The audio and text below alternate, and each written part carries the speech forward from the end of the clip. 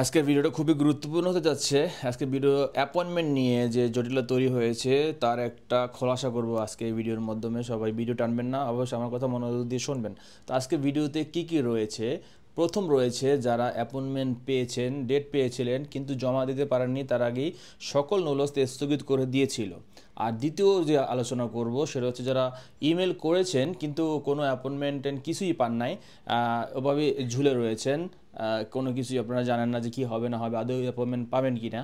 আর তৃতীয় যে ব্যাপারটা হচ্ছে যে যারা পরবর্তীতে স্থগিত করার পরে নুলস্তা অনেক নুলস্তা দেখা গিয়েছে যে উঠছে নতুন করে, তাদের কি হবে, তারা কি করবে, এখন তাদের করণীয় কি, এই তিনটে বিষয় নিয়ে আলোচনা করব।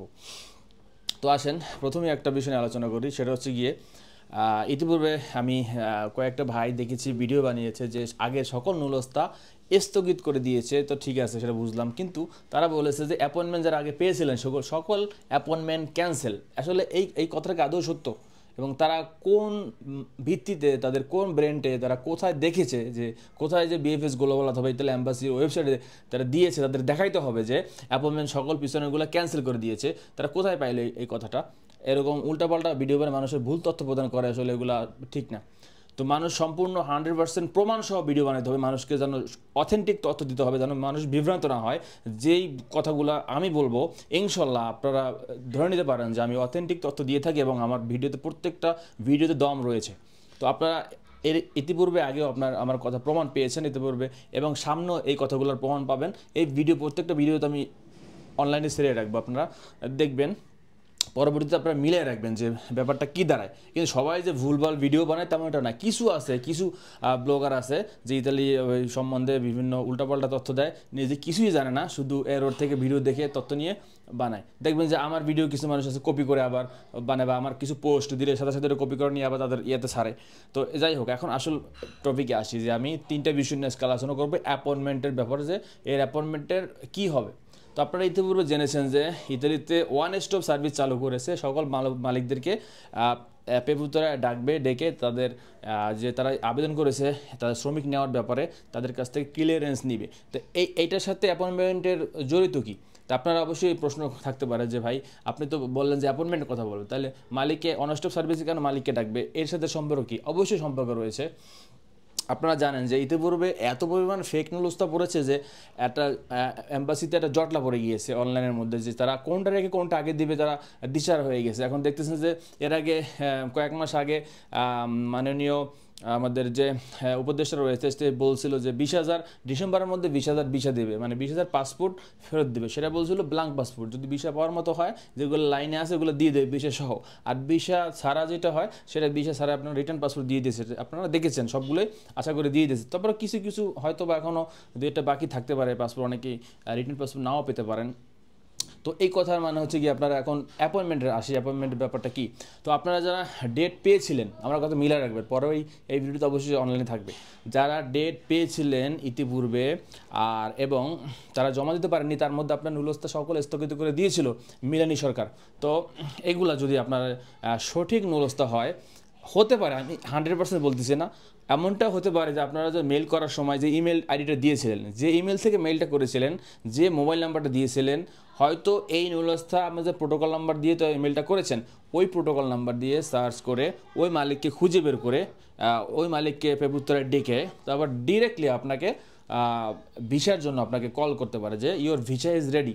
অথবা যদি এটা ফেক নিউজ তো হয়, ভুয়া হয়, সেক্ষেত্রে বেশিরভাগই দেখা যায় যে তারা পাসপোর্টটা ফালায় রাখে বা এই তথ্যটা ফালায় রাখে, তারা এটা নিয়ে আর মাথা ঘামায় না, ওরা পরে দেখবে বলে রেখে দেয়। আমরা যেমন সাধারণ মনে করেন যে কোনো কাজ করতে গেলে যদি কোনো একটা ফাইল ঝামেলা মনে করি, যেটা পরে করবো, যেটা ক্লিয়ার হয়, সব কিছু ক্লিয়ার আছে, ওইটা আগে করে ওইটা আগে ডেলিভারি দিয়ে দিই। তো একটা ডাস্টবিনের মতো হয়ে গেছে ফেক নিউজগুলো। তো যারা অনেক দিন ধরে অপেক্ষা করতেছেন, বেশি লং প্রসেসিং হচ্ছে, বেশিরভাগই আপনারা ভিসা রিজেক্ট হবে, আপনারা পাবেন না, অ্যাপয়েন্টমেন্টও পাবেন না। আপনারা কবে পাবেন তার ঠিকও নেই। দেখা যায় এর মধ্যে আপনি নুলস্তা নিয়ে আপনার যে আবেদন করেছে আপনার দালাল, তাকে মনে করেন 5 লাখ 7 লাখ 10 লাখ টাকা দিয়ে রাখছেন, 2 লাখ, কেউ 2 লাখও দিয়েছেন। তো আমি এই যেটা বলছিলাম যে যারা আপনার ডেট পেয়েছেন তারা জমা দিতে পারেননি, তাদেরকে ডিরেক্টলি আমি এটা শিওর বলতেছি না, আপনারা মনে কিছু করবেন না, হয়তো বা 10 থেকে 15 দিনের মধ্যে একটা আবার আপডেট দেবে। এইটাই হবে যে যারা ডিরেক্টলি মানে আগের অ্যাপয়েন্টমেন্ট যে ক্যান্সেল করেছে এরকম কোনো নোটিশ কোথাও দেয়নি, যদি কেউ দেখাইতে পারে তারা দেশে দেখাক অনলাইনে এসে।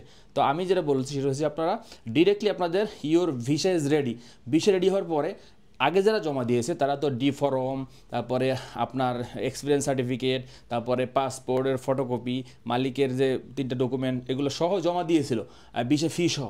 আপনার কী করতে হবে, এগুলো সব কিছু রেডি করে নিয়ে তারপর অরিজিনাল পাসপোর্ট সহ নিয়ে একেবারে সব নিয়ম মেনে সব ডকুমেন্ট নিয়ে, আর এই কী কী ডকুমেন্ট লাগে সেটা তো অবশ্যই আমার ইতিপূর্বে ভিডিও বানানো রয়েছে যে অ্যাম্বাসিতে বা বিএফএস গ্লোবালে জমা দেওয়ার সময় কী কী ডকুমেন্ট দিতে হয়, এবং এই যে অ্যাম্বাসি ফি যেটা আছে 17,000 বা 22,000 সামথিং, ওইটা দিয়ে একবার জমা দেবেন, একবারে বিশেষ আবার কয়েকদিন পরে 1 সপ্তাহ 15 দিন পরে আপনার বিশেষ পাসপোর্ট পেয়ে আপনি ইতালি চলে যাবেন। এরকম হতে পারে, এই হওয়ার সম্ভাবনাই বেশি। আর যদি এরকম যদি না হয়, যদি অ্যাপয়েন্টমেন্টটাও যদি চালু করে, অ্যাপয়েন্টমেন্ট চালু করলে সেটা হবে কি যে আপনারা যদি অ্যাপয়েন্টমেন্ট চালু করে আপনার হয়তো বা আপনার ইমেল যাবে, অথবা আপনার এই যে রিশিডিউল নামে একটা আগে দেখছিলেন যে যখন ওই যে বিভিন্ন হরতাল হইতো বা কোনো সমস্যা হইতো এই রাজনৈতিক বা কোনো সমস্যা হলে তখন কী করে তারা এই যে একটা নোটিশ টাঙিয়ে দিত যে অমুক দিনের অ্যাপয়েন্টমেন্ট অমুক দিন দিবে, অমুক দিনের অ্যাপয়েন্টমেন্ট অমুক দিন দিবে, যারা ওই তারিখে ডেট পেয়েছিলেন তারা এই তারিখে জমা দিবেন। এরকম হয়তো একটা নোটিশ আকারে টাঙাই দিতে পারে যে আপনারা ওই তারিখে ওই অ্যাপয়েন্টমেন্টটা জমা দিবেন। তাই এটা যারা ডেট পেয়েছিলেন তাদের ব্যাপার হলো এইটা।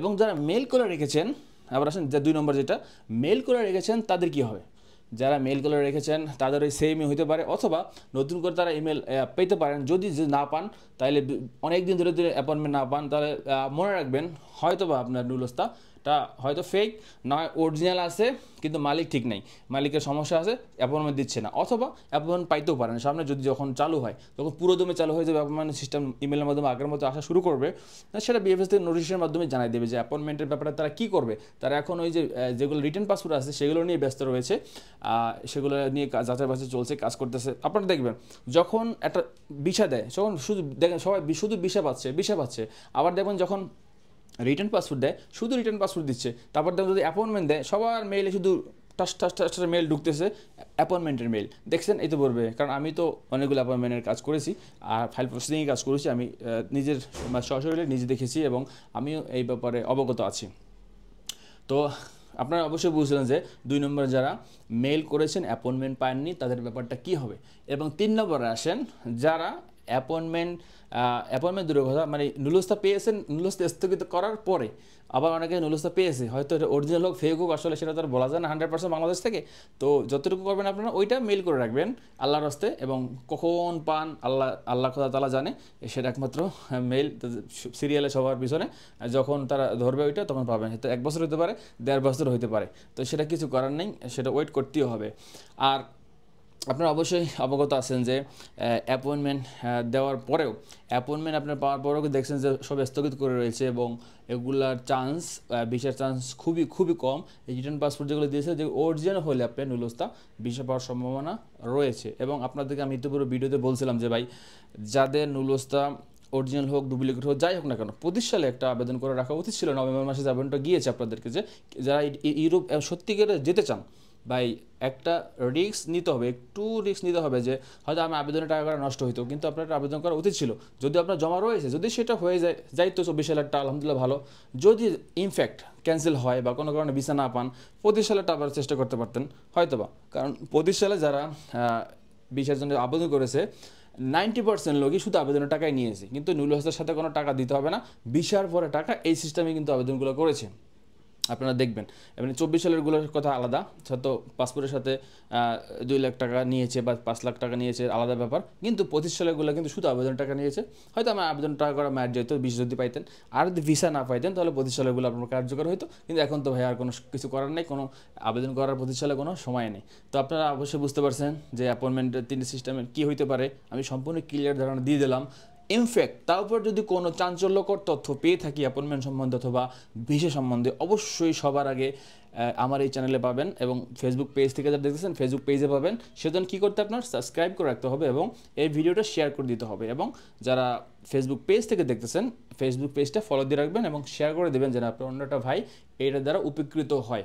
তো এই ছিল আজকে আমার ভিডিও। যদি কোনো কিছু বোঝার ভুল থাকে, আপনাদের যদি বুঝতে না পারেন, অবশ্যই আমার এই ভিডিও কমেন্টস বক্সে জানাবেন। এবং অবশ্যই ডেসক্রিপশন বক্সে অনেক গুরুত্বপূর্ণ তথ্য লেখা থাকে। সবসময় আমার প্রত্যেকটা ভিডিওর ডেসক্রিপশন বক্সটা চেক করবেন, সেখানে অনেক সময় লিঙ্ক থাকে, অনেক সময় অনেক কিছু তথ্যগুলো আমি ডিটেলস আকারে লিখে দিই আপনাদের বোঝার কারণে। অনেক সময় অনেক কথা বলতে গিয়ে অনেক কিছু মনে থাকে না, মাথা থেকে ছুটে যায়, তখন সেগুলো আমি ডেসক্রিপশন বক্সে আপনাদের জন্য লিখে দিই, যাতে আপনারা দেখে এটা বুঝতে পারেন। তো ভিডিও একটু বড় হলেও আপনাদের জন্য অনেক তথ্যবহুল ভিডিও ছিল এইটা। অবশ্যই ভালো থাকবেন। আসসালামু আলাইকুম।